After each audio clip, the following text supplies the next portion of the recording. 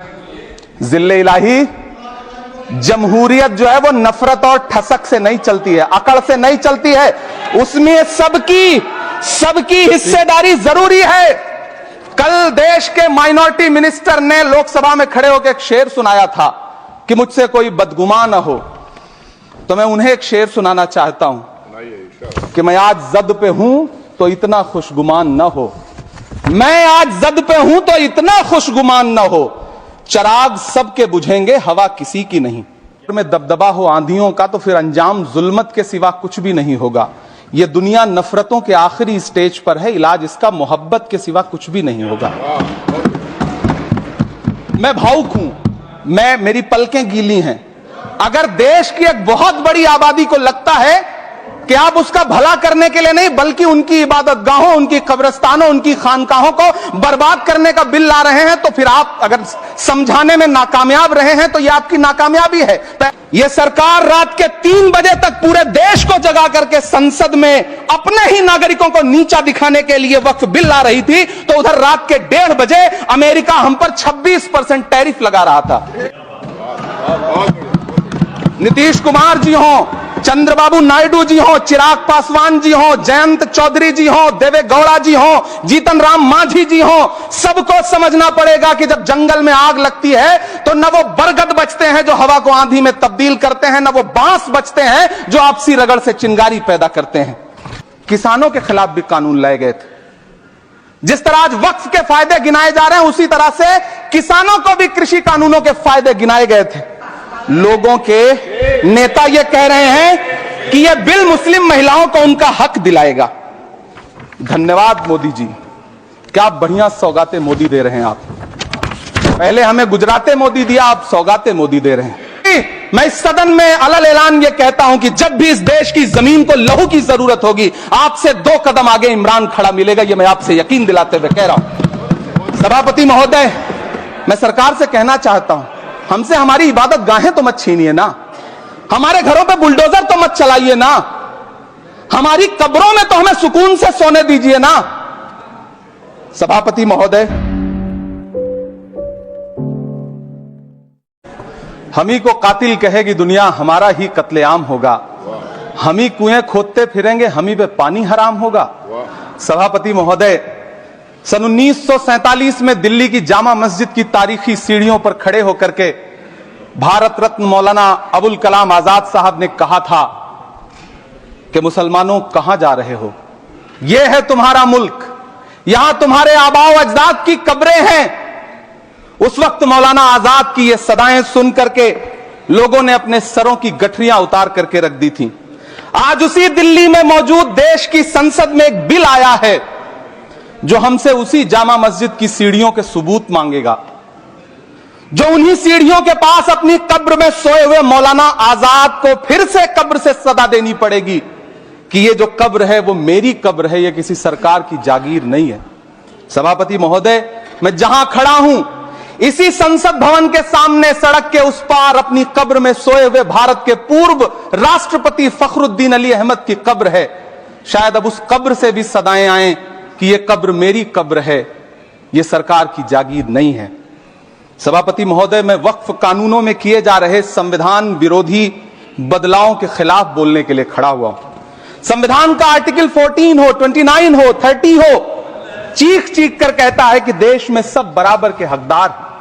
Article 26 कहता है कि सबको अपने अपने मजहबी कामों के लिए मंदिर, मस्जिद, गिरजाघर, गुरुद्वारों का निर्माण करने का हक है और उसका रखरखाव का भी हक है। लेकिन डॉक्टर बाबा साहब अंबेडकर के संविधान को हर दिन कुचलने वाली यह सरकार देश के मुसलमानों से नफरत में इतनी अंधी हो गई है कि खुलेआम देश की संसद में देश सरकार के माइनॉरिटी मिनिस्टर साहब और होम मिनिस्टर साहब झूठ बोलते हैं और देश को गुमराह करते हैं, झूठ शब्द असत्य बोलते हैं। सरकार ने इस बिल का नाम उम्मीद रखा है।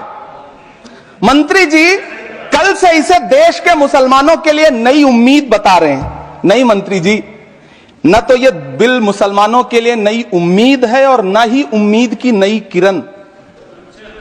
सभापति महोदय, भाजपा ने पूरे देश में वक्फ के नाम पर कई सारे झूठ फैलाए हैं। आइए आज उनकी सच्चाई पर बात करते हैं। वक्फ ट्रिब्यूनल को संसदीय शब्द ऐसे बताया जाता है जैसे वक्फ ट्रिब्यूनल कोई मजहबी खाप पंचायत हो। सभापति महोदय, जबकि सच्चाई यह है कि वक्फ ट्रिब्यूनल भी तो सरकारी न्यायिक विभाग है, जिसमें सरकार द्वारा नियुक्त जज होते हैं, जिसमें प्रशासनिक अधिकारी होते हैं, कहीं ऊपर से थोड़ी आ गए।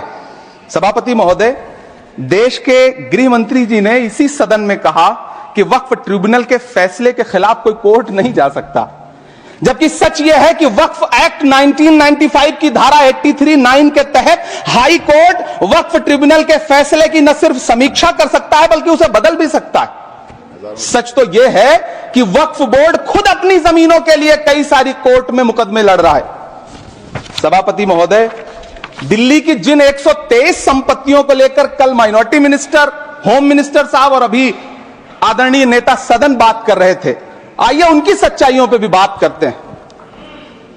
1911 में जब अंग्रेजी हुकूमत ने कोलकाता के बजाय दिल्ली को राजधानी बनाने का फैसला किया, तो रायसीना हिल्स के चारों तरफ जो मुसलमानों की ढेर सारी जमीनें थी उनको एक्वायर किया गया और लुटियन को इसकी तामीर की जिम्मेदारी सौंपी गई।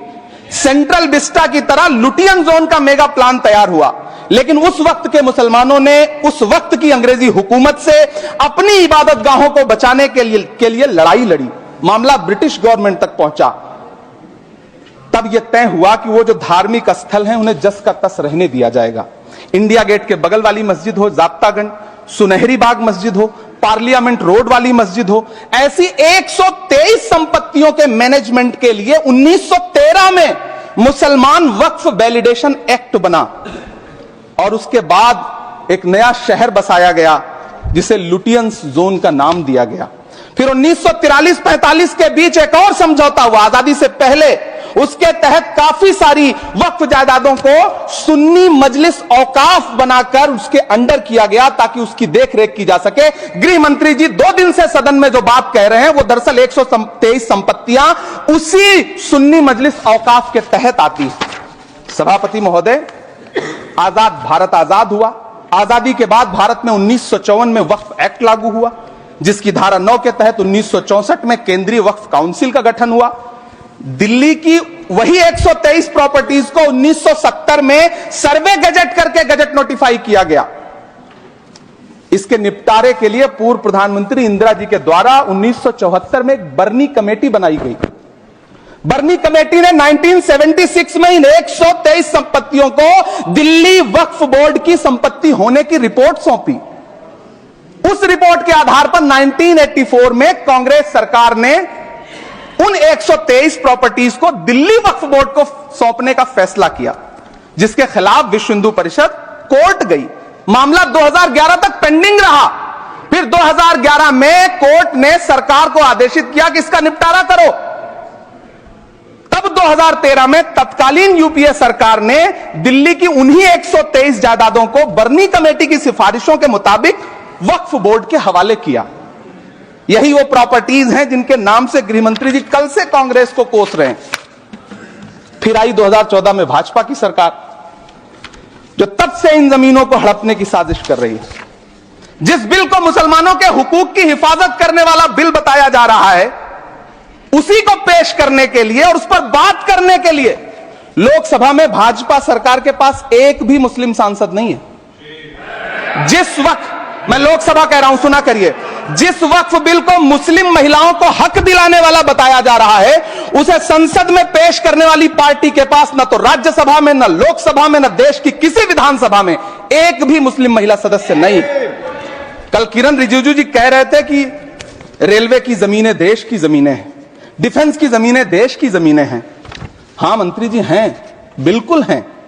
ये जो वक्फ की जमीनें हैं, ये हमारे पुरखों ने धार्मिक कामों के लिए डोनेट किया है, तो हम भी तो इसी देश के नागरिक हैं, हम भी तो इसी देश के बेटे हैं, तो वक्फ की जमीनें भी तो इसी देश की जमीनें हैं। उनको पराया क्यों बोलते हैं आप? सभापति महोदय, अशफाकुल्लाह खान जब फैजाबाद की जेल में फांसी के फंदे पर झूल रहे थे, तो इसी देश की जमीन के लिए झूल रहे थे ना।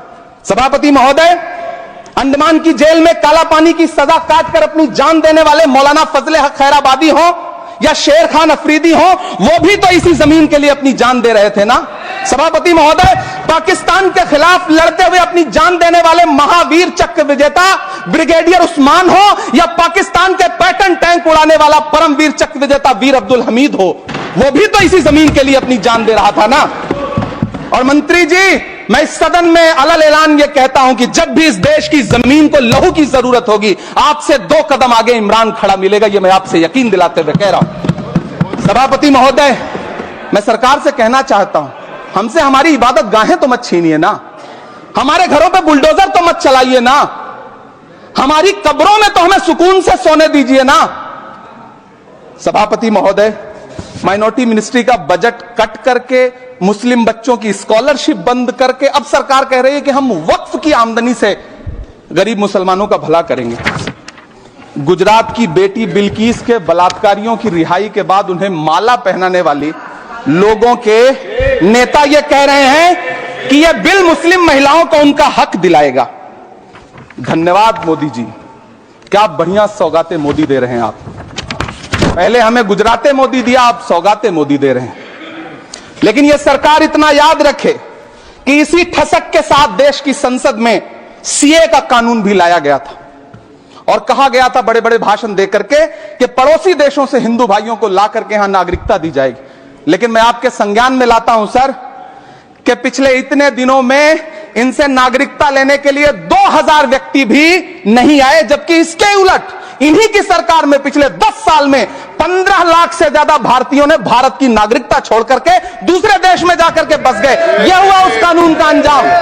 सभापति महोदय, इसी तरह की जिद के साथ किसानों के खिलाफ भी कानून लाए गए थे। जिस तरह आज वक्फ के फायदे गिनाए जा रहे हैं, उसी तरह से किसानों को भी कृषि कानूनों के फायदे गिनाए गए थे। लेकिन अंजाम क्या हुआ? 700 किसानों की शहादत लेने के बाद सरकार को अन्नदाता किसानों के सामने घुटने टेकने पड़े और कृषि कानून वापस लेने पड़े। जिल्ले इलाही, जमहूरियत जो है वो नफरत और ठसक से नहीं चलती है, अकड़ से नहीं चलती है, उसमें सबकी हिस्सेदारी जरूरी है। कल देश के माइनॉरिटी मिनिस्टर ने लोकसभा में खड़े होकर एक शेर सुनाया था कि मुझसे कोई बदगुमान न हो, तो मैं उन्हें एक शेर सुनाना चाहता हूं कि मैं आज जद पे हूं तो इतना खुशगुमान न हो, मैं आज जद पे हूं तो इतना खुशगुमान न हो, चिराग सबके बुझेंगे हवा किसी की नहीं। नीतीश कुमार जी हो, चंद्रबाबू नायडू जी हो, चिराग पासवान जी हो, जयंत चौधरी जी हो, देवे गौड़ा जी हो, जीतन राम मांझी जी हो, सबको समझना पड़ेगा कि जब जंगल में आग लगती है तो न वो बरगद बचते हैं जो हवा को आंधी में तब्दील करते हैं, न वो बांस बचते हैं जो आपसी रगड़ से चिंगारी पैदा करते हैं। सभापति महोदय, जब देश को मनमोहन सिंह साहब जैसा काबिल प्रधानमंत्री मिलता है तो देश को आरटीआई जैसा एक्ट मिलता है, सेज जैसा एक्ट मिलता है, मनरेगा जैसा एक्ट मिलता है, लिबरलाइजेशन मिलता है, राइट टू एजुकेशन मिलता है, नेशनल फूड सिक्योरिटी एक्ट मिलता है।